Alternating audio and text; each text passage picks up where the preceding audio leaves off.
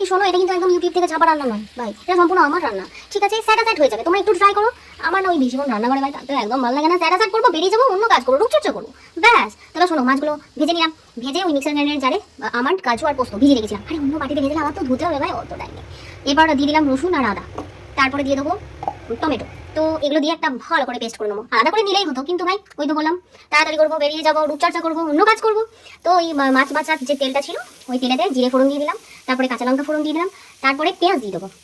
এবার যারা বেশি ঝাল খায় তারা একটু বেশি লঙ্কা ফোড়ন দেবে। তো আমার তো বাড়িতে বাচ্চা আছে সেই জন্য কম ফোড়ন দিয়েছি। তো এবার মাছটা দিয়ে পেঁয়াজটাকে ভালো করে সাঁতলে নিলাম, দিয়ে তারপরে ওটা আবার ঢাকা দিয়ে দেবো।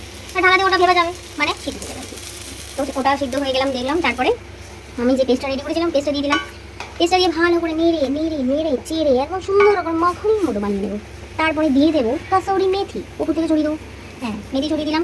এইবারে কখন বুঝবে যে মশলাটা হয়েছে, যখন দেখবে এই দেখো দেখো কড়াই থেকে যখন উঠে আসছে তখন বুঝে হয়ে গেছে।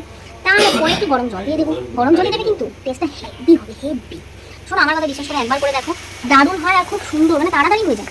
হ্যাঁ, এরপর যখন দেখলাম সব কিছু কমপ্লিট হয়ে গেলো, ভালো করে মিক্সিংটা হয়ে গেল, এরপর মাছগুলো দিয়ে দিলাম। মাছগুলো দিয়ে এবার হালকা করে একটু ফুটিয়ে নেবো। তারপরে উপর থেকে কটা কাঁচা লঙ্কা ছড়িয়ে দেবো, মানে গোটা কাঁচা লঙ্কা, এতে টেস্টটা ভীষণ ভালো আসে।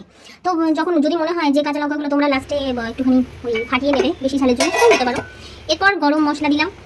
এটা আমার হোমমেড গরম মশলা, যদি বলো কোনো দিন আমি শেয়ার করে দেবো। তো এই পর্যন্তই, টাটা বাই।